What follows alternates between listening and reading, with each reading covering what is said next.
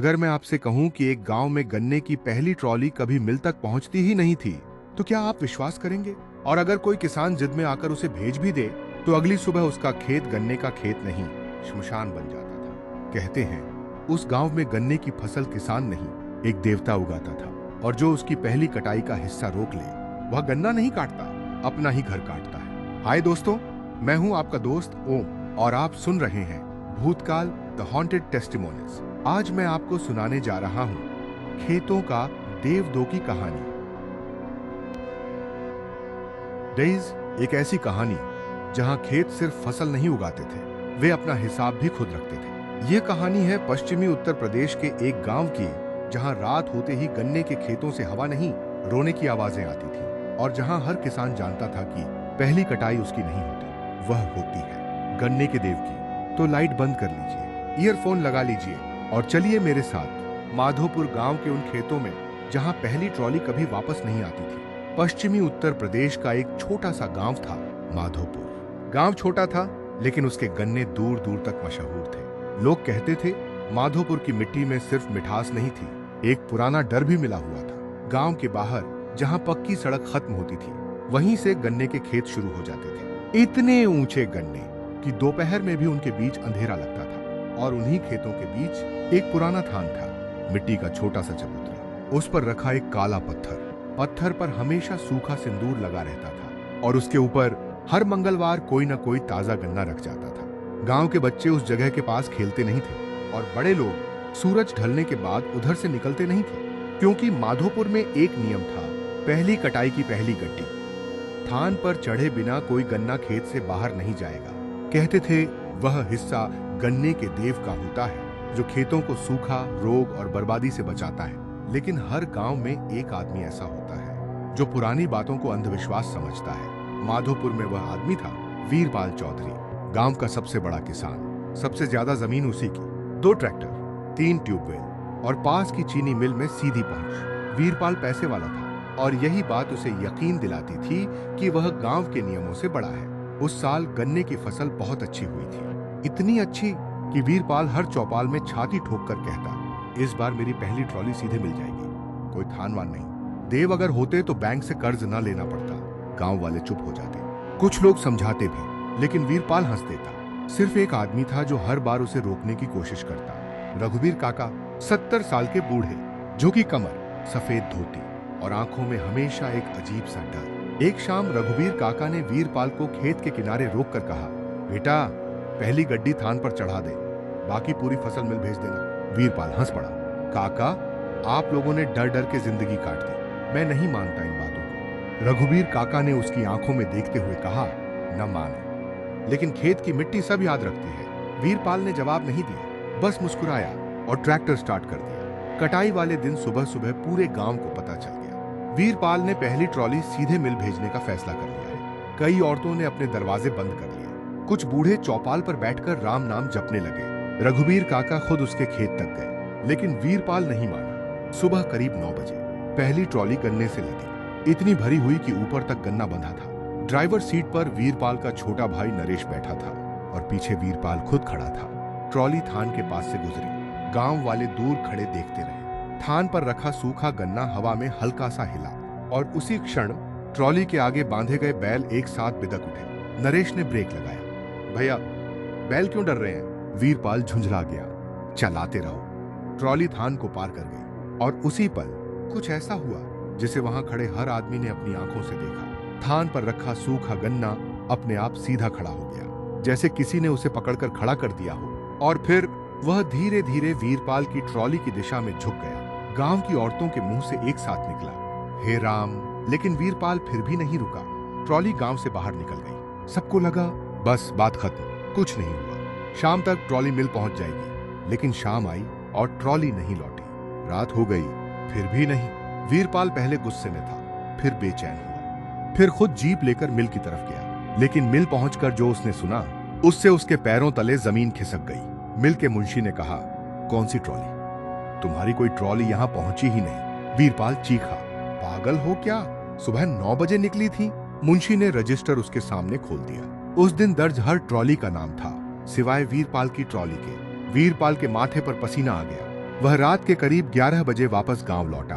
नरेश भी घर नहीं पहुंचा था, ट्रॉली भी नहीं। अब पहली बार वीरपाल की आवाज में डर आया। रघुवीर काका चुपचाप उसके दरवाजे पर आकर खड़े हो गए और बस इतना बोले, मैंने कहा था पहली गड्डी उसका हिस्सा है। वीरपाल गुस्से से चिल्लाया, अगर इतना ही पता है तो बता दो नरेश कहाँ है। रघुवीर काका ने उसकी तरफ देखा, फिर धीरे से खेतों की तरफ इशारा किया। जहां से पहली ट्रॉली निकली थी वहीं ढूंढो। उस रात गांव के 10-12 आदमी टॉर्च लेकर वीरपाल के खेत की तरफ गए।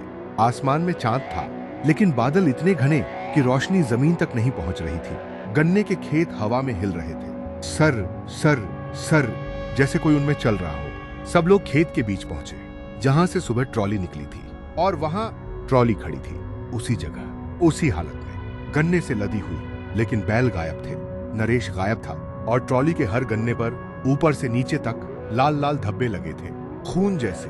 वीरपाल के हाथ से टॉर्च गिर गई, लेकिन असली डर अभी बाकी था, क्योंकि उसी ट्रॉली के ऊपर सबसे ऊपर बंधे गन्नों के बीच एक छोटा सा स्कूल बैग रखा था, मिट्टी से सना हुआ, पुराना, और उसके नीचे दबा था एक कागज का फटा हुआ टुकड़ा। वीरपाल ने कांपते हाथों से उसे उठाया। उस पर सिर्फ 5 शब्द लिखे थे, पहली कटाई, मेरा हिसाब। और उसी क्षण गन्ने के खेत के बिल्कुल अंदर से एक बच्चे के रोने की आवाज आई, बहुत धीमी, बहुत दर्द भरी, बाबा मुझे नीचे उतार दो। वीरपाल वहीं जम गया, क्योंकि यह आवाज किसी अनजान बच्चे की नहीं थी। वह आवाज थी उसके अपने बेटे मोनू की। गन्ने के खेत के अंदर से आती हुई आवाज, बाबा मुझे नीचे उतार दो। जैसे ही वीरपाल के कानों में पड़ी, उसके हाथ से कागज का टुकड़ा छूट गया। उसकी आंखें फटी रह गईं, चेहरा सफेद पड़ गया। मोनू, उसकी आवाज कांप रही थी। रघुवीर काका ने तुरंत उसका हाथ पकड़ लिया, उधर मत जा। लेकिन वीरपाल अब किसी की सुनने की हालत में नहीं था। वह टॉर्च उठाकर सीधे गन्ने के अंदर घुस गया। मोनू बेटा, कहां है तू? गांव के बाकी लोग भी पीछे पीछे गए। रात का अंधेरा, ऊंचे गन्ने और बीच बीच में चलती ठंडी हवा, सब मिलकर ऐसा लग रहा था जैसे पूरा खेत सांस ले रहा हो। सर सर सर, हर पत्ती किसी के कपड़ों की तरह हिल रही थी। हर कोना ऐसा लग रहा था जैसे कोई छिपकर देख रहा हो। वीरपाल पागलों की तरह मोनू का नाम पुकारता रहा, लेकिन कुछ कदम अंदर जाने के बाद आवाज बंद हो गई। एकदम इतनी गहरी खामोशी छा गई कि सबको अपनी सांसें सुनाई देने लगी। नरेश का कहीं नामो निशान नहीं था। मोनू की आवाज भी गायब। तभी सबसे आगे चल रहे एक आदमी ने अचानक टॉर्च नीचे की तरफ कर दी और उसके मुंह से चीख निकल गई, अरे ये देखो! सबकी टॉर्च एक साथ नीचे गई। गन्ने की जड़ों के बीच कीचड़ में आधा दबा हुआ एक छोटा सा लाल जूता पड़ा था, मोनू का जूता। वीरपाल के घुटने जवाब दे गए। वह वहीं मिट्टी में बैठ गया। उसने कांपते हाथों से जूता उठाया। वह सचमुच मोनू का ही था। अंदर उसके स्कूल का नाम भी लिखा था, लेकिन जूते पर जो लगा था उसे देखकर सबकी रूह कांप गई। जूते के आगे की तरफ सूखी मिट्टी नहीं, जमा हुआ खून लगा था। वीरपाल ने सिर उठाकर रघुवीर काका की तरफ देखा। मेरा बेटा यहाँ क्या कर रहा था? रघुवीर काका चुप रहे। उनकी आंखें खेत के बीच कहीं टिकी थीं, जैसे वे किसी और चीज को देख रहे हों। फिर उन्होंने धीरे से कहा, वह अकेला नहीं आया था। वीरपाल ने झटके से पूछा, क्या मतलब? लेकिन जवाब देने के बजाय रघुवीर काका ने टॉर्च सामने कर दी। सबकी नजरें उधर गईं, और इस बार वीरपाल के पैरों तले जमीन खिसक गई। गन्नों के बीच मिट्टी पर छोटे छोटे नंगे पैरों के निशान बने हुए थे। एक नहीं, दो नहीं, दर्जनों, जैसे कई बच्चे एक साथ उस खेत के अंदर भागे हों। और वे सारे निशान एक ही दिशा में जा रहे थे, सीधे थान की तरफ। गांव के एक आदमी ने कांपती आवाज में कहा, इतने बच्चे रात में खेत में कैसे आ सकते हैं? रघुवीर काका ने धीमे से राम नाम लिया। ये आज रात के निशान नहीं है, ये हर साल बनते हैं। ये सुनते ही सबकी रीढ़ में सिहरन दौड़ गई। वीरपाल गुस्से में चिल्लाया, सीधे सीधे बताओ काका, ये सब क्या है? रघुवीर काका ने उसकी तरफ देखा। उनकी आंखें भीग चुकी थी। जिस दिन पहली कटाई बिना चढ़ावे के बाहर जाती है, उस रात गन्ने का देव अपना हिसाब लेने निकलता है, और वह हिसाब फसल से नहीं लेता, घर से लेता है। वीरपाल ने गुस्से में उनकी कॉलर पकड़ ली। अगर पहले से पता था तो मुझे रोका क्यों नहीं? रघुवीर काका ने उसका हाथ झटक दिया। मैंने रोका था, लेकिन तूने हंसकर बात उड़ा दी। खेत में अचानक फिर वही आवाज गूंजी, बाबा, इस बार पहले से साफ, पहले से पास। मुझे बहुत दर्द हो रहा है। वीरपाल पागलों की तरह आवाज की दिशा में भागा। बाकी लोग भी पीछे दौड़े। गन्ने हटाते हटाते वे खेत के उस हिस्से तक पहुंचे जहां कोई कभी रात में नहीं जाता था। थान से कुछ दूर मिट्टी थोड़ी ऊंची थी, जैसे वहां कभी कुछ दबाया गया हो। और उसी मिट्टी के बीच एक पुरानी लोहे की चीज आधी बाहर निकली हुई थी। राहुल नहीं, गांव का एक लड़का सतेंद्र झुककर उसे खींचने लगा। दो लोगों ने मिलकर मिट्टी हटाई और जो चीज बाहर आई उसे देखकर सबकी सांस रुक गई। वह एक पुराना बच्चों वाला स्कूल साइकिल का हैंडल था, जंग लगा हुआ, टेढ़ा मेढ़ा, और उसके साथ मिट्टी से बाहर निकला एक पूरा छोटा सा साइकिल फ्रेम, जैसे किसी बच्चे की साइकिल सालों पहले यहीं दबा दी गई हो। वीरपाल के माथे पर पसीना छलक आया, क्योंकि मोनू पिछले महीने से जिद कर रहा था कि उसे भी ऐसी ही छोटी साइकिल चाहिए, लेकिन ये साइकिल बहुत पुरानी थी, कम से कम 15 से 20 साल पुरानी। रघुबीर काका उसे देखते ही पीछे हट गए। उनके होंठ कांपने लगे। नहीं, ये फिर बाहर नहीं आनी चाहिए थी। वीरपाल ने झटके से पूछा, किसकी है ये? रघुबीर काका ने आंखें बंद कर ली। कुछ सेकंड बाद बोले, यह उस बच्चे की है जिसका हिसाब आज तक बाकी है। खेत में सन्नाटा छा गया। कौन बच्चा? वीरपाल की आवाज अब गुस्से से ज्यादा डर में डूबी थी। रघुबीर काका ने जवाब दिया, रामू, एक मजदूर का बेटा, जिसकी मौत यहीं इन्हीं खेतों में हुई थी और जिसकी लाश कभी घर नहीं पहुंची। सबकी टॉर्चें एक साथ रघुबीर काका पर टिक गईं। वीरपाल ने दहाड़कर पूछा, कैसी मौत? रघुबीर काका कुछ बोलते उससे पहले ठीक उनके पीछे खड़े गन्नों का पूरा झुरमुट एक साथ जोर से हिल उठा, सर, जैसे कोई बहुत भारी चीज उनमें से निकलकर खड़ी हुई हो। सबकी टॉर्च उधर घूमी और इस बार सबने उसे देखा। गन्नों के बीच लगभग 7 फुट लंबा, पूरी तरह काले साए में ढका एक आदमी खड़ा था। उसके कंधे पर एक छोटा बच्चा लटका हुआ था। बच्चे की बाहें नीचे झूल रही थी। स्कूल यूनिफॉर्म मिट्टी से सनी थी और उसके पैरों में सिर्फ एक जूता था, मोनू का दूसरा जूता। वीरपाल की चीख निकल गई, मोनू! वह साए की तरफ दौड़ा, लेकिन अगले ही पल गन्नों के बीच से एक और आवाज आई। इस बार किसी बच्चे की नहीं, एक भारी टूटी हुई आवाज, जैसे सूखे गन्ने आपस में रगड़कर बोल रहे हों। पहली ट्रॉली वापस नहीं जाती। और फिर वह लंबा काला साया मोनू को कंधे पर लटकाए गन्नों के अंदर और गहरे अंधेरे में उतर गया। गन्नों के बीच वह लंबा काला साया मोनू को कंधे पर लटकाए धीरे धीरे अंधेरे में उतर गया। वीरपाल पागलों की तरह उसके पीछे भागा, मोनू! लेकिन रघुबीर काका और बाकी लोगों ने उसे पकड़ लिया। छोड़ो मुझे, मेरा बेटा है वो। वीरपाल मिट्टी में हाथ पैर मारता रहा। उसकी आंखों में आंसू थे, गुस्सा था और पहली बार सचमुच का डर भी था। रघुबीर काका ने उसकी बांह कसकर पकड़ी। अभी उसके पीछे गया तो बेटा भी नहीं मिलेगा और तू भी नहीं बचेगा। खेत में फिर वही भारी आवाज गूंजी, पहली ट्रॉली वापस नहीं जाती।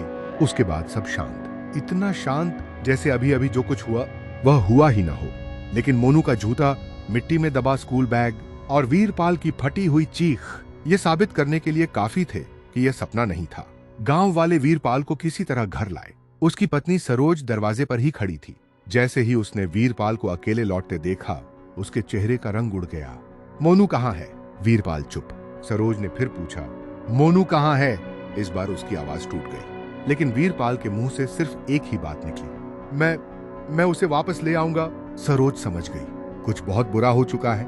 वह वीरपाल की छाती पीट पीट कर रोने लगी। मैंने कहा था ना, पहली कटाई मत भेजो। मैंने कहा था ना। घर के बाहर पूरा गांव जमा हो चुका था। कोई कुछ बोल नहीं रहा था। सबकी आंखों में एक ही सवाल था, रामू कौन था और मोनू को उसी से क्या लेना देना? रात के करीब 1 बजे रघुबीर काका ने चौपाल में सबको बुलाया। वीरपाल, सरोज, सतेंद्र, नरेश की पत्नी और गांव के कुछ बूढ़े वहां बैठे थे। बीच में एक लालटेन जल रही थी। उसकी पीली रोशनी में रघुबीर काका का चेहरा और भी डरावना लग रहा था। उन्होंने धीरे से कहना शुरू किया, आज से करीब 16 साल पहले जब वीरपाल के बाप चौधरी हेतराम जिंदा थे, तब माधोपुर के सबसे बड़े खेत उन्हीं के थे और उन्हीं खेतों में काम करता था एक मजदूर, हरिया। हरिया गरीब था लेकिन मेहनती था। उसकी बीवी सालों पहले मर चुकी थी। उसका बस एक बेटा था, रामू, 8-9 साल का दुबला पतला लड़का। हमेशा बाप के पीछे पीछे खेतों में घूमता रहता। कभी गन्ने की पत्तियों से तलवार बनाता, कभी मिट्टी में छोटी नहरें खोदता। और उसकी सबसे प्यारी चीज थी एक छोटी सी नीली साइकिल। वही साइकिल जिसका टूटा हुआ फ्रेम आज खेत से निकला था। रघुबीर काका की आवाज भारी हो गई। रामू बहुत सीधा बच्चा था, लेकिन एक आदत बुरी थी, वह हर चीज देख लेता था। चौपाल में बैठे लोग एक दूसरे का चेहरा देखने लगे। क्या मतलब? वीरपाल ने पूछा। रघुबीर काका ने उसकी तरफ देखा। मतलब, जिस दिन आदमी कोई गंदा काम करता है, उसी दिन भगवान उसके सामने एक बच्चा खड़ा कर देता है ताकि उसे शर्म आए। लेकिन तेरे बाप को शर्म नहीं आई थी। वीरपाल की गर्दन तन गई। सीधे बोलो काका, रघुबीर काका ने लंबी सांस ली। उस साल भी गन्ने की पहली कटाई का दिन था। नियम वही था, पहली गड्डी थान पर चढ़ेगी। लेकिन हेतराम लालच में था। उसने रात में ही गुपचुप पहली कटाई करवाई ताकि सुबह होने से पहले ट्रॉली मिल भेज दे। और उसी रात रामू ने उसे देख लिया। चौपाल में सन्नाटा। सरोज ने धीरे से पूछा, क्या देखा? रघुबीर काका के होंठ कांप गए। हेतराम अकेला नहीं था, उसके साथ मिलकर मुंशी और 2 आदमी थे। वे लोग खेत के किनारे पुरानी क्रशर मशीन के पास कुछ छुपा रहे थे। वीरपाल की भौहें सिकुड़ गईं। क्या? मिल का गन्ना कम तौलने का खेल। ऊपर अच्छी फसल, नीचे सड़ा भीगा और खराब गन्ना, और तौल में धोखा। रामू ने सब देख लिया और अगले दिन उसने खेल खेल में चौपाल पर सबके सामने कह दिया, हेतराम चाचा रात में गन्ना चुराकर मशीन के पास छुपा रहे थे। वीरपाल का चेहरा तमतमा गया। तो तेरे बाप को लगा अगर बात बाहर गई तो मिल में इज्जत चली जाएगी। उसी शाम उसने हरिया और रामू को खेत पर बुलाया। चौपाल की हवा जैसे थम गई। रघुबीर काका की आंखें भर आईं। हरिया को उसने ट्यूबवेल वाले कोठे पर दारू पिलाकर सुला दिया और रामू को बहाने से क्रशर मशीन के पास ले गया। सरोज ने मुंह पर हाथ रख लिया। वीरपाल फुसफुसाया, नहीं। रघुबीर काका ने सिर झुका लिया। रामू वापस घर नहीं आया। अगले दिन हेतराम ने पूरे गांव में कहा, बच्चा कहीं भाग गया होगा। हरिया पागलों की तरह उसे ढूंढता रहा। 3 दिन बाद उसी गन्ने के खेत में उसकी नीली साइकिल मिली। बस साइकिल। रामू नहीं। वीरपाल की सांस अटक गई।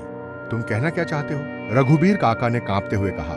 रामू को किसी जानवर ने नहीं उठाया था, उसे तेरे बाप ने उसी पुरानी क्रशर मशीन में धक्का दिया था। चौपाल में बैठी औरतों के मुंह से चीख निकल गई। सरोज रोते रोते जमीन पर बैठ गई। वीरपाल जैसे पत्थर का हो गया। ओ झूठ!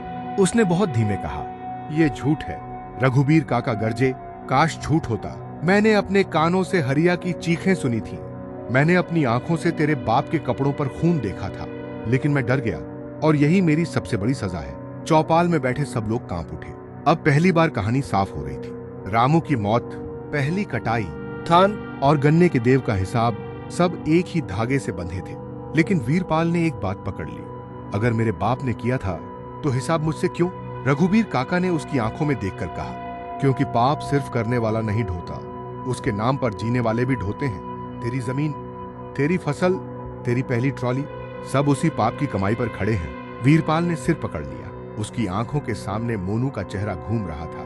तभी चौपाल के बाहर बंधा एक कुत्ता जोर जोर से भौंकने लगा। भौं भौं भौं, इतनी जोर से कि सब उधर देखने लगे। अगले ही पल कुत्ता अचानक पूंछ दबाकर चीखता हुआ भाग गया और चौपाल के बाहर मिट्टी वाले आंगन में कुछ घसीटने की आवाज आई। खर्रर खर्रर, जैसे कोई भारी चीज जमीन पर रगड़ती हुई खींची जा रही हो। सतेंद्र ने कांपते हाथों से लालटेन उठाई और दरवाजे की तरफ बढ़ा। वीरपाल भी उठ खड़ा हुआ। सब बाहर आए। आंगन खाली था, लेकिन दरवाजे के ठीक बीचों बीच मिट्टी पर एक लंबी गीली लकीर बनी हुई थी, जैसे अभी अभी कोई भीगा हुआ बोरा घसीट कर वहां रखा गया हो और फिर उठाकर ले जाया गया हो।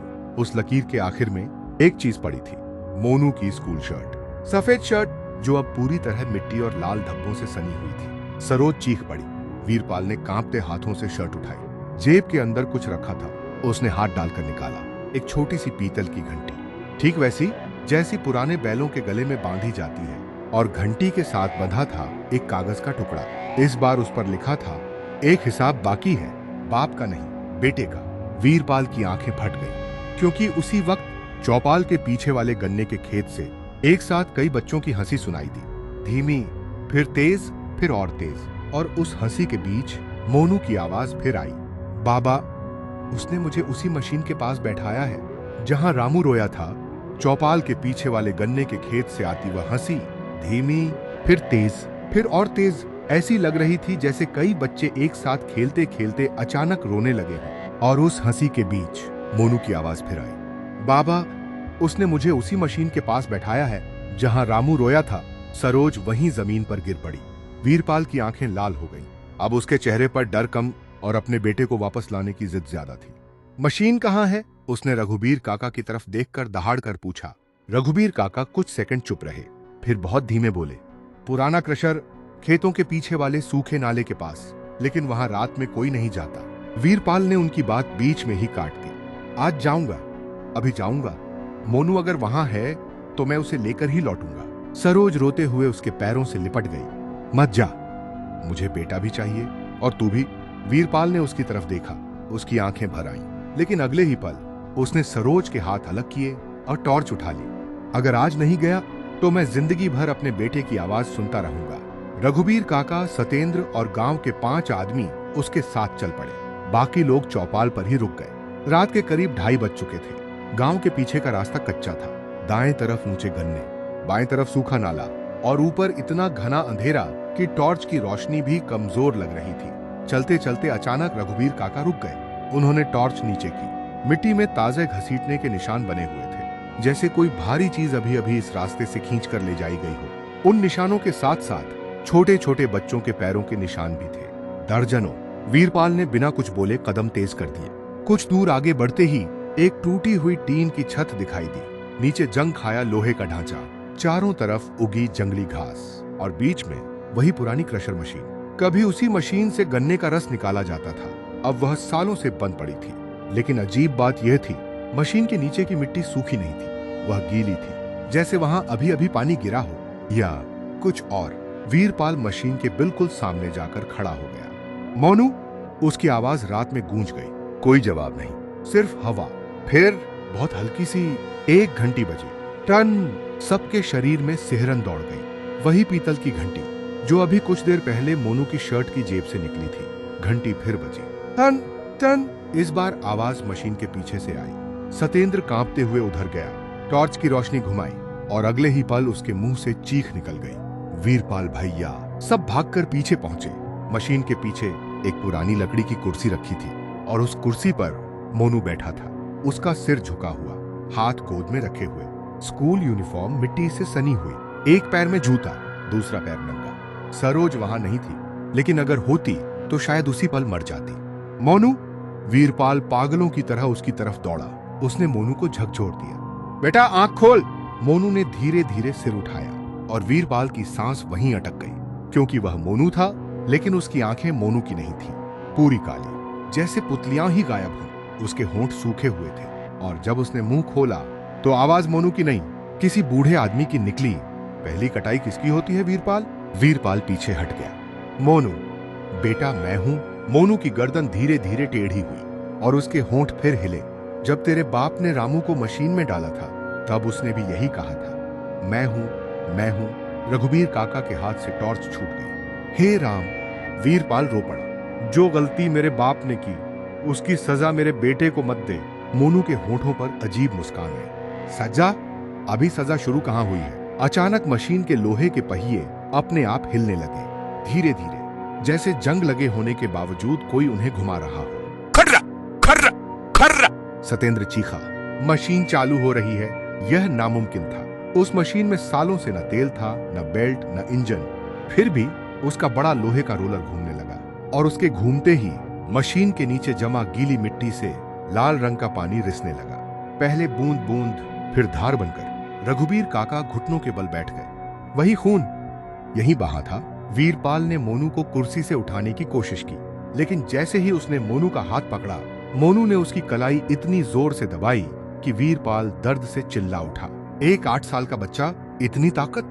मोनू की काली आंखें सीधे वीरपाल में घुस रही थीं। फिर उसने बहुत धीमे कहा, रामू ने अपने बाप को बहुत पुकारा था, आज मैं भी वही करूंगा। और अगले ही पल मोनू कुर्सी से गायब हो गया। हाँ, वीरपाल की बाहों के बीच से। एक पल पहले वह वहां था, दूसरे पल कुछ भी नहीं, सिर्फ खाली कुर्सी। लेकिन उसी क्षण मशीन के ऊपर वाले लोहे के ढक्कन पर एक छोटा हाथ दिखाई दिया। मोनू का हाथ, फिर दूसरा, जैसे कोई बच्चा मशीन के अंदर से बाहर निकलने की कोशिश कर रहा हो। वीरपाल पागलों की तरह मशीन पर चढ़ा। मोनू, अंदर घुप अंधेरा था, लेकिन उस अंधेरे में उसे 2 बच्चे दिखाई दिए। एक मोनू और दूसरा फटी हुई नीली कमीज में मिट्टी से सना दुबला पतला रामू। रामू ने मोनू का हाथ पकड़ रखा था, लेकिन वह उसे बचा नहीं रहा था, वह उसे अंदर खींच रहा था। वीरपाल चीखा, नहीं, और उसी क्षण मशीन के अंदर से पहली बार वह भारी आवाज साफ सुनाई दी। जिस बाप ने सच दबाया, उसके बेटे की आवाज भी यहीं दबेगी। मशीन का रोलर तेज घूमने लगा और वीरपाल ने देखा, मोनू की गर्दन के पीछे किसी ने गीली मिट्टी से एक शब्द लिखा था, छड़ावा। मशीन के अंदर अंधेरा था, लेकिन उस अंधेरे में वीरपाल ने साफ देखा, एक तरफ मोनू था, डरा हुआ, रोता हुआ, और दूसरी तरफ मिट्टी से सना दुबला पतला रामू। उसकी आंखें बिल्कुल काली थीं, और उसके छोटे छोटे हाथ मोनू की कलाई पकड़े हुए थे। ऐसे नहीं जैसे कोई दोस्त का हाथ पकड़ता है, ऐसे जैसे कोई किसी को खींचकर नीचे ले जाता है। वीरपाल मशीन पर चढ़ा और पूरी ताकत से मोनू की बांह पकड़ ली। मोनू, बेटा हाथ मत छोड़ना। मोनू चीखा, बाबा ये मुझे नीचे ले जा रहा है। वीरपाल ने दूसरी तरफ झुककर रामू को देखा। रामू, मैं मानता हूं मेरे बाप ने तेरे साथ गलत किया, लेकिन मोनू ने क्या बिगाड़ा है? रामू के होंठ धीरे धीरे खुले और जो आवाज निकली वह किसी बच्चे की नहीं थी, जैसे सूखी मिट्टी बोल रही हो। जिस दिन मैं रोया था उस दिन भी मैंने यही पूछा था, मैंने क्या बिगाड़ा था? वीरपाल के शरीर में सिहरन दौड़ गई। रघुबीर काका नीचे खड़े कांप रहे थे। सतेंद्र और बाकी लोग वीरपाल को पकड़कर पीछे खींचना चाहते थे, लेकिन किसी की हिम्मत नहीं हो रही थी, क्योंकि मशीन अब सचमुच चल रही थी। उसके लोहे के दांत धीरे धीरे घूम रहे थे और हर चक्कर के साथ मशीन के अंदर से बच्चों की हल्की हल्की सिसकियां आ रही थीं, जैसे वहां सिर्फ रामू नहीं और भी कई बच्चे बंद हों। वीरपाल ने फिर पूरी ताकत से मोनू को खींचा। कुछ सेकंड के लिए लगा वह उसे बाहर निकाल लेगा, लेकिन तभी रामू ने मोनू की कलाई छोड़ दी और वीरपाल को लगा बस अब बेटा बच गया। लेकिन अगले ही पल रामू ने मोनू की जगह वीरपाल का हाथ पकड़ लिया। बर्फ जैसा ठंडा हाथ, इतना ठंडा कि वीरपाल की उंगलियां सुन्न पड़ गईं। रामू ने उसकी आंखों में देखते हुए कहा, बेटा तो बहाना है, हिसाब तुझसे है। और यह कहकर उसने वीरपाल को इतनी जोर से अंदर खींचा कि वीरपाल आधा मशीन के पेट में जा घुसा। नीचे खड़े लोग चीख पड़े, वीरपाल! रघुबीर काका ने तुरंत वीरपाल की कमर पकड़ ली। सतेंद्र ने उसका पैर थाम लिया। अब मशीन के ऊपर अजीब सा दृश्य था। एक तरफ रामू, दूसरी तरफ मोनू और बीच में आधा अंदर फंसा वीरपाल, जिसे दो दिशाओं से खींचा जा रहा था। मोनू रो रहा था, बाबा मुझे डर लग रहा है। वीरपाल की आंखों से आंसू बह निकले। उसने मोनू की तरफ हाथ बढ़ाया, लेकिन वह पहुंच नहीं पा रहा था। तभी मशीन के भीतर कहीं गहराई से एक और आवाज आई। यह आवाज नहीं थी किसी बूढ़े आदमी की, बहुत धीमी, बहुत टूटी हुई। रामू! सब एकदम चुप। रामू भी। मशीन के लोहे के दांत घूमते रहे, लेकिन रामू का चेहरा बदल गया। उसकी काली आंखों में पहली बार गुस्से की जगह दर्द आया। आवाज फिर आई, रामू बेटा। रघुबीर काका की सांस अटक गई। हरिया? वीरपाल ने कांपते हुए पूछा। कौन हरिया? रघुबीर काका फुसफुसाए। रामू का बाप। मशीन के नीचे से मिट्टी फटने लगी, धीरे धीरे, जैसे नीचे से कोई बाहर आना चाहता हो। और फिर मशीन के ठीक नीचे, जहां लाल पानी रिस रहा था, एक हाथ बाहर निकला, सूखा हुआ, मिट्टी से सना। फिर दूसरा, फिर पूरा एक आदमी, दुबला पतला, फटी बनियान, धंसी हुई आंखें और चेहरे पर ऐसा दर्द कि उसे देखकर ही आदमी रो पड़े। वह हरिया था या उसकी आत्मा। वह लड़खड़ाते हुए मशीन के सामने आकर खड़ा हो गया। रामू ने उसे देखा और पहली बार उसके चेहरे से वह डरावनी मुस्कान गायब हो गई। उसकी आवाज बदल गई। अब वह सचमुच बच्चे की तरह बोला, बाबा। हरिया की आंखों से आंसू बह निकले। बहुत ढूंढा था तुझे, बहुत। रामू की पकड़ वीरपाल की कलाई पर ढीली होने लगी। मोनू धीरे धीरे वीरपाल की तरफ सरक आया, लेकिन हरिया ने रामू की तरफ बढ़ते हुए कहा, चल बेटा, अब घर चल। रामू अचानक पीछे हट गया। उसकी आंखें फिर काली हो गई। नहीं! उसकी चीख से पूरी मशीन कांप उठी। घर तब जाता जब मुझे मारा नहीं जाता, जब मुझे मशीन में जिंदा नहीं फेंका जाता। हरिया रो पड़ा। मुझे पता है, लेकिन जो चला गया उसे लौटा नहीं सकते। रामू दहाड़ा, तो फिर हिसाब होगा। और उसी क्षण मशीन के पीछे की झाड़ियों से किसी के चलने की आवाज आई। सबकी टॉर्चें उधर घूमी और जो आदमी अंधेरे से बाहर आया उसे देखकर वीरपाल की सांस रुक गई। सफेद कुर्ता, ऊंची मुंह, गले में सोने की पुरानी चेन और चेहरे पर वही अकड़ जो वीरपाल ने बचपन से तस्वीरों में देखी थी। वह चौधरी हेतराम था, वीरपाल का मरा हुआ बाप। लेकिन वह भूत की तरह नहीं दिख रहा था। वह ऐसा लग रहा था जैसे अभी खेत से काम करके निकला हो। उसने मशीन, रामू, हरिया और वीरपाल सबको एक एक करके देखा और फिर ठंडी आवाज में कहा, हिसाब मुझसे था, मेरे पोते को छोड़ दे। रामू की आंखें आग की तरह जल उठी। अब बहुत देर हो चुकी है। हेतराम आगे बढ़ा। देर मुझे भी हुई थी, लेकिन आज मैं भागने नहीं आया। गांव वाले स्तब्ध रह गए। वीरपाल ने पहली बार अपने बाप की तरफ देखा और उसके भीतर सालों का गुस्सा उबल पड़ा। तूने ये सब किया था? हेतराम ने उसकी तरफ देखा और पहली बार उसकी आंखें झुक गईं। हाँ, एक शब्द, बस एक शब्द, लेकिन उसी एक शब्द ने वीरपाल की पूरी दुनिया तोड़ दी। रामू ने चोरी नहीं देखी थी, उसने मुझे खून करते देख लिया था। रघुबीर काका चीख पड़े। क्या? हेतराम की आवाज भारी हो गई। मिल का मुंशी मुझे ब्लैकमेल कर रहा था। पहली कटाई के पैसों पर लड़ाई हुई। मैंने गुस्से में उसका सिर क्रशर पर दे मारा। रामू ने सब देख लिया और मैं डर गया। पूरा मैदान जैसे जम गया। मतलब रामू की मौत सिर्फ रात छुपाने के लिए नहीं हुई थी, उसने कत्ल देखा था और हेतराम ने एक गवाह को मिटा दिया था। रामू चीखा, अब बता किसका चढ़ावा चाहिए? और अगले ही पल मशीन के ऊपर लोहे की जंजीर अपने आप लिपटकर हेतराम की गर्दन में जा फंसी। वीरपाल चीखा, नहीं, लेकिन हेतराम ने हाथ उठाकर उसे रोक दिया। उसने पहली बार मोनू की तरफ देखा और फिर बहुत धीरे कहा, जिस पाप से यह घर बना उसका चढ़ावा भी इसी घर से जाएगा। लेकिन आज होता नहीं, मैं जाऊंगा। और यह कहकर हेतराम ने खुद अपने हाथों से जंजीर कस ली। मशीन का रोलर तेज घूमने लगा। रामू की चीख, हरिया की पुकार, मोनू की सिसकी, सब एक साथ गूंज उठे और अगले ही पल हेतराम का शरीर मशीन के लोहे की तरफ झटका खाकर खिंच गया। लेकिन उससे पहले उसने वीरपाल की तरफ देखकर आखिरी बात कही, थान पर सिर्फ गन्ना मत चढ़ाना, सच भी चढ़ाना। और फिर पूरी मशीन लाल धुएं से भर गई। वीरपाल, मोनू, रामू, हरिया सब उस धुएं में गायब हो गए। पूरा पुराना क्रशर लाल धुएं से भर गया, इतना घना कि कुछ सेकंड के लिए किसी को कुछ दिखाई ही नहीं दिया। न वीरपाल, न मोनू, न रामू, न हेतराम, बस मशीन के लोहे की खरखराहट और बच्चों की दबी दबी सिसकियां। रघुबीर काका घुटनों के बल बैठ गए। हे बजरंग बली, बच्चे को बचा लो। सतेंद्र ने टॉर्च की रोशनी धुएं में घुमाई, लेकिन रोशनी धुएं को चीर नहीं पा रही थी। फिर जैसे ही हवा का एक तेज झोंका आया, धुआं थोड़ा हटने लगा और सबसे पहले जो दिखाई दिया वह था वीरपाल। वह मशीन के नीचे मिट्टी में पड़ा था, उसका सिर फटा हुआ, कपड़े कीचड़ और लाल पानी से भीगे हुए, लेकिन वह जिंदा था। सतेंद्र और बाकी लोग दौड़कर उसके पास पहुंचे। वीरपाल भैया! उसने धीरे धीरे आंखें खोली। पहली चीज जो उसने देखी वह थी मोनू, मशीन से कुछ दूर मिट्टी में बैठा हुआ, सिर झुका हुआ, रोता हुआ। इस बार उसकी आंखें फिर से सामान्य थी, काली नहीं। वीरपाल घिसटते हुए उसके पास पहुंचा और उसे सीने से लगा लिया। मोनू, मेरा बेटा। मोनू बुरी तरह कांप रहा था। बाबा! वो मुझे नीचे ले जा रहा था, बहुत नीचे। वीरपाल की आंखें भर आईं। अब कुछ नहीं होगा, अब मैं तुझे कहीं नहीं जाने दूंगा। लेकिन वीरपाल की राहत सिर्फ कुछ सेकंड चली, क्योंकि उसने तुरंत चारों तरफ देखा। रामू नहीं था, हरिया नहीं था और सबसे बड़ी बात, हेतराम भी नहीं था, जैसे वह लाल धुएं के साथ गायब हो गया हो। रघुबीर काका धीरे धीरे मशीन के पास पहुंचे। मशीन अब बंद थी, पूरी तरह शांत, लेकिन उसके लोहे के रोलर पर ताजा सिंदूर की तरह कुछ चिपका हुआ था और ठीक नीचे मिट्टी पर एक गोल निशान बना था, जैसे वहां कोई भारी चीज रखी गई हो। रघुबीर काका कांप गए। चढ़ावा पूरा नहीं हुआ। वीरपाल ने मोनू को कसकर पकड़ते हुए पूछा, क्या मतलब? रघुबीर काका ने नीचे झुककर मिट्टी छुई। मिट्टी ठंडी नहीं थी, गर्म थी, जैसे अभी अभी उसके नीचे कुछ जिंदा दफन हुआ हो।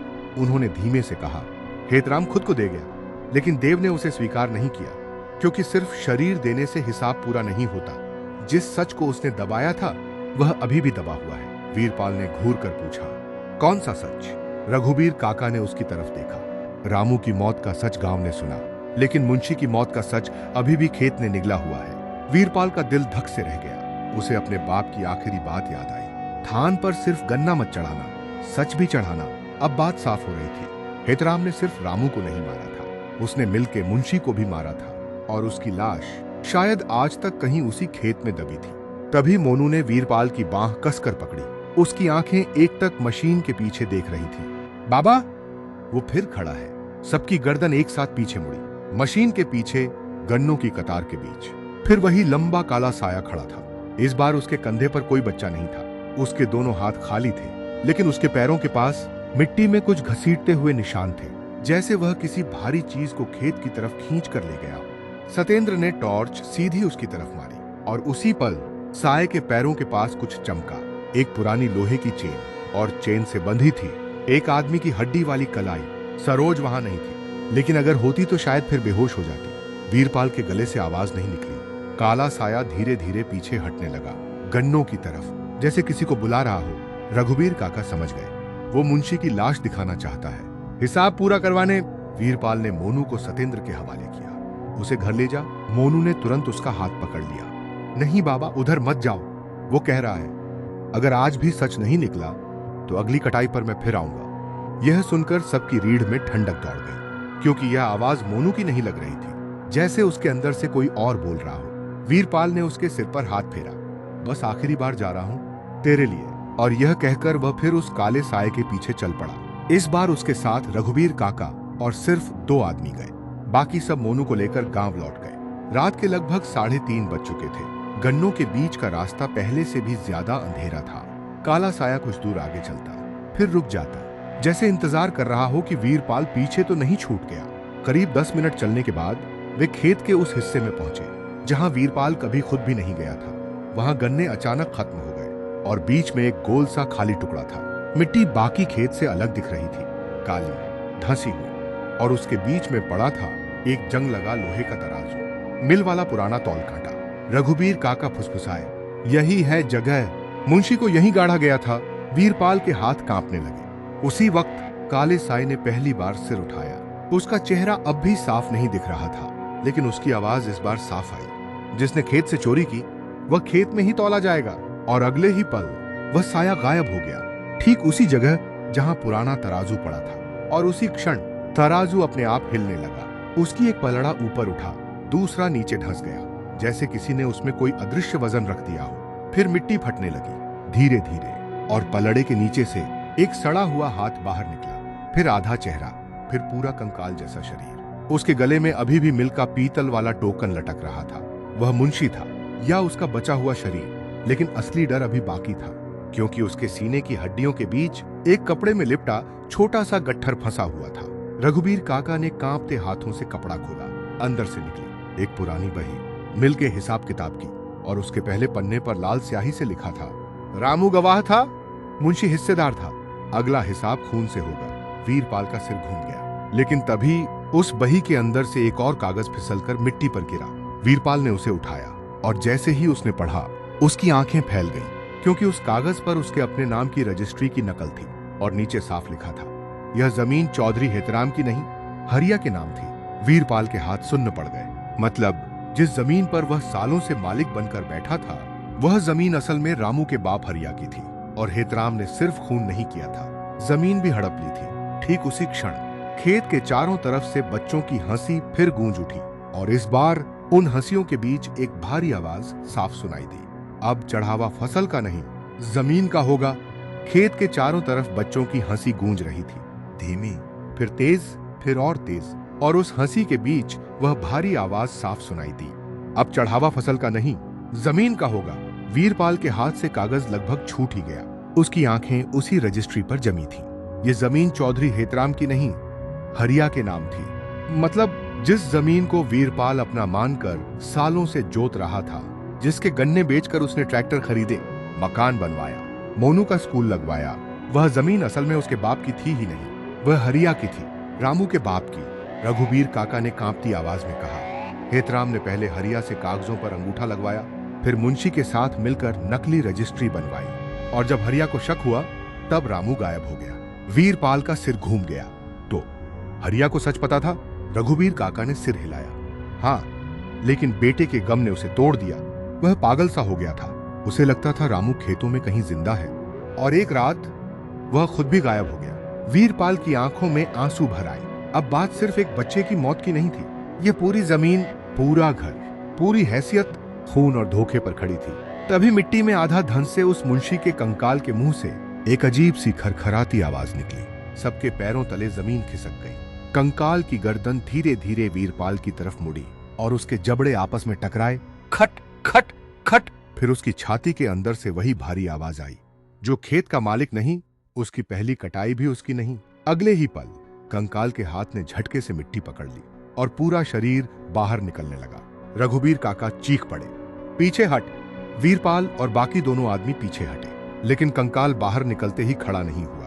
वह घुटनों के बल बैठ गया और अपने दोनों हाथ जोड़कर सीधे खेत के बीच वाले थान की दिशा में झुक गया, जैसे किसी देवता के सामने माथा टेक रहा हो। फिर वह अपने जबड़े हिलाते हुए बोला, सच वापस कर, वरना बेटा वापस नहीं मिलेगा। वीरपाल का दिल रुक सा गया। मोनू तो मेरे पास है, उसने घबरा कर कहा। लेकिन तभी उसे याद आया, मोनू को वह गांव भेज चुका था सतेंद्र के साथ। और ठीक उसी पल गांव की दिशा से एक लंबी औरतों वाली चीख सुनाई दी, आ सरोज। वीरपाल का कलेजा मुंह को आ गया। वह पागलों की तरह भागा। रघुबीर काका भी पीछे दौड़े। गन्नों के बीच रास्ता जैसे खुद ब खुद खुलता जा रहा था। हवा तेज हो चुकी थी। ऊंचे गन्ने सिर झुकाकर ऐसे हिल रहे थे जैसे कोई जुलूस गुजर रहा हो। भागते भागते वीरपाल को साफ सुनाई दे रहा था। गांव की तरफ से लोग चिल्ला रहे थे और बीच बीच में मोनू की रोने की आवाज भी आ रही थी। जब वे गांव पहुंचे तो चौपाल के सामने अफरा तफरी मची हुई थी। औरतें रो रही थीं, बच्चे घरों के अंदर बंद कर दिए गए थे। सरोज चौपाल के बीच बैठी थी, बाल बिखरे हुए, चेहरा आंसुओं से भीगा हुआ और उसकी गोद खाली थी। वीरपाल ने चीखकर पूछा, मोनू कहाँ है? सरोज ने कांपते हाथ से थान की तरफ इशारा किया। वो खुद चलकर उधर चला गया, जैसे किसी ने बुलाया हो। वीरपाल की सांस अटक गई। सतेंद्र भी वहीं खड़ा कांप रहा था। मैंने पकड़ा था उसे, कसम से पकड़ा था, लेकिन अचानक उसकी आंखें फिर काली हो गईं और उसने कहा, अब बाप आएगा, बेटा नहीं। चौपाल में सन्नाटा छा गया। रघुबीर काका समझ गए, देव अब आखिरी हिसाब पर आ चुका था। उन्होंने वीरपाल की बांह पकड़ी। अब बचने का एक ही रास्ता है। वीरपाल ने पागलों की तरह पूछा, क्या? रघुबीर काका ने थान की तरफ देखा। जिस जमीन पर तू बैठा है वह आज रात वापस करनी होगी, सबके सामने, देव के सामने। वीरपाल ने एक पल के लिए आंखें बंद की। उसके सामने मोनू का चेहरा था, सरोज की हालत थी और अपने बाप का वह सच जिसने उसकी पूरी जिंदगी को झूठ बना दिया था। उसने कांपती आवाज में पूछा, अगर मैं जमीन वापस कर दूं तो मोनू लौट आएगा? रघुबीर काका ने सीधे जवाब नहीं दिया, बस इतना बोले, अगर आज भी लालच चुना तो अगली कटाई तक तेरे घर में कोई नहीं बचेगा। यह सुनकर वीरपाल टूट गया। उसने वहीं चौपाल के बीच बैठकर अपना सिर पकड़ लिया। कुछ सेकंड बाद वह उठा, सीधा घर गया, अलमारी खोली, उसमें से जमीन के सारे कागज निकाले, रजिस्ट्री, खसरा, पुरानी बही, सब। फिर वह वापस चौपाल आया। पूरा गांव जमा था। वीरपाल ने कांपते हाथों से कागज ऊपर उठाए और पहली बार जोर से बोला, यह जमीन मेरी नहीं है। गांव में फुसफुसाहट दौड़ गई। वीरपाल की आंखों से आंसू बह निकले। यह जमीन हरिया की थी, रामू की थी, और मेरे बाप ने खून करके इसे छीना था। और यह कहते ही उसने सारे कागज थान के सामने रख दिए। हवा अचानक थम गई। पूरा गांव चुप, दिए की लौ तक स्थिर। फिर थान पर रखा काला पत्थर धीरे धीरे गर्म होने लगा। उस पर लगा सूखा सिंदूर पिघलकर नीचे बहने लगा, जैसे पत्थर के अंदर आग जल उठी हो। और उसी क्षण थान के पीछे वाले गन्नों में से वह लंबा काला साया बाहर आया। इस बार पहली बार उसका चेहरा थोड़ा साफ दिखा। वह पूरी तरह आदमी नहीं था। उसका शरीर गन्ने की सूखी पत्तियों और काली मिट्टी से बना हुआ, लेकिन साये ने एक हाथ उठाया। वीरपाल के पैर वहीं जम गए। साया धीरे धीरे थान के पास आया। उसने मोनू को जमीन पर उतारा। मोनू की सांस चल रही थी, लेकिन वह बेहोश था। फिर उस साये ने कागजों की तरफ देखा और पहली बार उसकी आवाज पूरे गांव ने साफ सुनी, जमीन लौटाने से हिसाब खुला है, पूरा नहीं हुआ। वीरपाल कांप गया। अब क्या चाहिए? साये ने अपना हाथ थान के पीछे वाले अंधेरे की तरफ उठाया और वहां धीरे धीरे दो आकृतियां उभरी।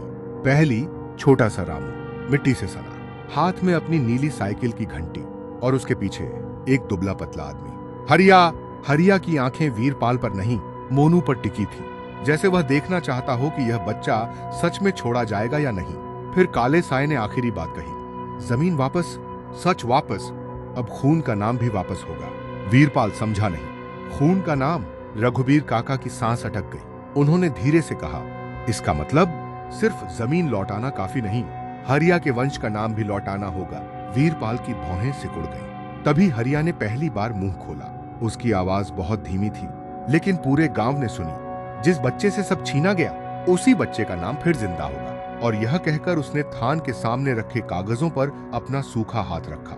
अगले ही पल सभी कागजों पर खुद ब खुद लाल लकीरें बनने लगी, जैसे कोई अदृश्य हाथ नई रजिस्ट्री लिख रहा हो। गांव वाले दहशत में पीछे हट गए। वीरपाल ने देखा, उसके अपने नाम के ऊपर लाल मिट्टी से नया नाम उभर रहा था, रामू हरिया। और उसी क्षण मोनू ने जमीन पर पड़े पड़े अचानक आंखें खोल दी, लेकिन उसकी आंखें फिर से काली थीं। उसने सीधा वीरपाल की तरफ देखा और मुस्कुराकर कहा, अभी एक वचन बाकी है बाबा। लग रहा था, आंखें अंगारे जैसी, और कंधे पर मोनू बेहोश लटका हुआ था। सरोज चीख पड़ी, मोनू! वीरपाल आगे बढ़ा। थान के सामने पड़े कागजों पर लाल मिट्टी से नया नाम उभर चुका था, रामू हरिया। और उसी क्षण मोनू ने जमीन पर पड़े पड़े आंखें खोल दी, लेकिन उसकी आंखें फिर से काली थीं। उसने सीधा वीरपाल की तरफ देखा और होठों पर एक अजीब मुस्कान आ गई। फिर वह बहुत धीरे बोला, अभी एक वचन बाकी है बाबा। वीरपाल का गला सूख गया। कौन सा वचन?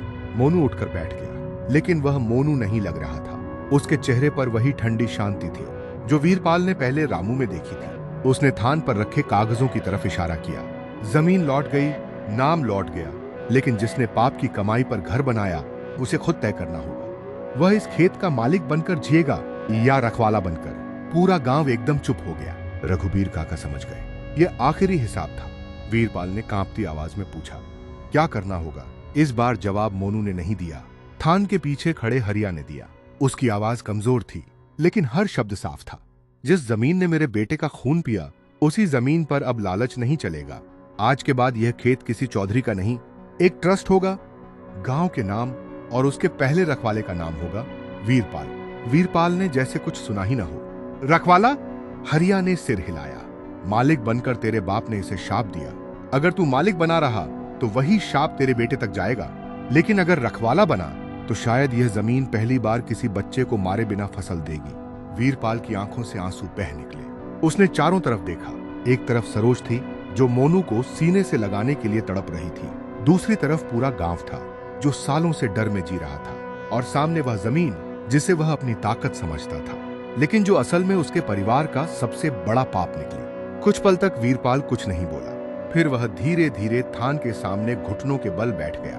उसने दोनों हाथ जोड़ दिए, और पहली बार उसकी आवाज में न घमंड था, न गुस्सा, सिर्फ टूटन। आज से यह जमीन मेरी नहीं, न मेरे बेटे की, न मेरे खानदान की। आज से यह गांव की जमीन है, हरिया के नाम का खेत, और मैं इसका मालिक नहीं, रखवाला बनकर रहूंगा। थान के सामने रखे कागज अचानक हवा में फड़फड़ाने लगे। काले पत्थर पर लगा सिंदूर चमक उठा। गन्नों के खेतों में एक साथ तेज हवा चली। सर, लेकिन इस बार उस आवाज में डर नहीं था, जैसे कोई बहुत पुराना बोझ उतर रहा हो। हरिया ने रामू की तरफ देखा। रामू की काली आंखें धीरे धीरे सामान्य होने लगी। फिर उसने मोनू की तरफ कदम बढ़ाए। पूरा गांव सांस रोके देख रहा था। रामू ने मोनू के सिर पर हाथ रखा और बहुत धीरे कहा, अब यह बच्चा मेरा हिसाब नहीं, मेरी कसम है। यह कहते ही मोनू का शरीर एकदम ढीला पड़ गया, और अगले ही पल उसकी आंखें पूरी तरह सामान्य हो गईं। वह घबराकर चारों तरफ देखने लगा। बाबा! बस इतना सुनते ही सरोज भागकर आई और मोनू को सीने से चिपका लिया। वीरपाल वहीं मिट्टी में बैठा रो रहा था, लेकिन कहानी अभी पूरी खत्म नहीं हुई थी, क्योंकि उसी क्षण थान के पीछे खड़ा काला साया पहली बार पूरी तरह साफ दिखा। अब वह किसी दैत्य जैसा नहीं लग रहा था। उसका शरीर अब भी मिट्टी और गन्ने की सूखी पत्तियों से बना था, लेकिन उसकी आंखों की आग बुझ चुकी थी। उसके चेहरे पर गुस्सा नहीं, एक अजीब सी शांति थी। रघुबीर काका कांपते हुए आगे बढ़े। तू गन्ने का देव है। साया कुछ सेकंड चुप रहा, फिर उसकी आवाज आई, देव वहां बनता है जहां इंसान अपना पाप छोड़ देता है, और खेत वहां शापित होते हैं जहां सच को दबाकर फसल उगाई जाती है। यह कहकर उसने थान पर हाथ रखा, और अचानक वह काला पत्थर बीच से फट गया। अंदर से निकली एक छोटी सी पीतल की घंटी, ठीक वैसी ही जैसी रामू की साइकिल पर थी। साया ने वह घंटी उठाई और रामू के हाथ में रख दी। रामू मुस्कुराया, शायद पहली बार इतने सालों बाद। फिर उसने अपने पिता हरिया का हाथ पकड़ा। दोनों धीरे धीरे पीछे हटने लगे। वीरपाल ने कांपती आवाज में पूछा, रामू, क्या तू अब जाएगा? रामू रुका। उसने पलटकर वीरपाल को देखा और बोला, जब पहली कटाई सच के साथ होगी तब मैं आखिरी बार मुस्कुराऊंगा। इतना कहकर वह हरिया के साथ गन्नों के बीच उतर गया। काला साया भी उनके पीछे चला, और तीनों आकृतियां धीरे धीरे रात के अंधेरे में घुल गईं। बस कुछ सेकंड तक गन्नों के बीच वह छोटी सी घंटी बजती रही। टन टन टन। फिर सब शांत। अगली सुबह माधोपुर में पहली बार वीरपाल ने खेत में मजदूर नहीं बुलाए, उसने पूरे गांव को बुलाया। थान की साफ सफाई हुई। काला पत्थर हटाकर वहां नया चबूतरा बना। उस पर नाम लिखा गया, रामू हरिया स्मृति थान। वीरपाल ने गांव के पटवारी, प्रधान और 2 गवाहों के सामने कागजों पर दस्तखत किए। जमीन का बड़ा हिस्सा गांव के साझा ट्रस्ट के नाम कर दिया गया। कुछ हिस्सा हरिया की याद में मजदूरों के परिवारों के लिए रखा गया। और पहली बार माधोपुर में पहली कटाई की पहली गड्डी न सिर्फ थान पर चढ़ी, बल्कि उसके साथ वह पुरानी बही, नकली कागजों की प्रतियां और हेतराम के पाप का पूरा सच भी गांव के सामने पढ़कर सुनाया गया। उस दिन किसी ने हंसी नहीं की, किसी ने सवाल नहीं उठाया, क्योंकि जैसे ही पहली गड्डी थान पर रखी गई, गन्नों के पूरे खेत में एक साथ हवा चली, और दूर, बहुत दूर किसी बच्चे की हंसी सुनाई दी। डरावनी नहीं, हल्की, जैसे कोई आखिरकार घर पहुंच गया हो। उसके बाद माधोपुर में फिर कभी पहली ट्रॉली गायब नहीं हुई। किसी बच्चे की आवाज रात में खेतों से नहीं आई। पुरानी मशीन को तोड़कर वहीं छोटा सा स्मारक बना दिया गया और वीरपाल, जिस आदमी ने खुद को मालिक समझा था, वह सचमुच रखवाला बन गया। हर साल पहली कटाई से पहले वह खुद अपने हाथों से गन्ने की पहली गड्डी थान पर रखता और मोनू से एक ही बात कहता, खेत कभी सिर्फ अनाज नहीं उगाते बेटा, अगर उनमें झूठ बोओगे तो वे डर उगाएंगे और अगर सच बोओगे तो माफी। तो दोस्तों, खेतों का देवदो की यह कहानी सिर्फ एक भूत, एक देव या एक श्राप की कहानी नहीं थी। यह कहानी थी लालच की, दबे हुए सच की, बाप के पाप की सजा बेटे तक पहुंचने की और सबसे बढ़कर सच के चढ़ावे की। कई बार हम सोचते हैं कि जमीन सिर्फ खेत होती है, लेकिन सच ये है कि जमीन सब याद रखती है। किसने उसे सींचा, किसने उसे लूटा और किसने उस पर खून गिराया। अगर आपको खेतों का देवदो पसंद आई हो तो वीडियो को लाइक, शेयर और कमेंट जरूर करें और कमेंट में बताइए, अगर आप वीरपाल की जगह होते तो क्या जमीन छोड़ देते। मैं हूं आपका दोस्त ओम। मिलूंगा अगली कहानी में एक और अंधेरी रात, एक और छिपे हुए सच के साथ। जय बजरंग बली।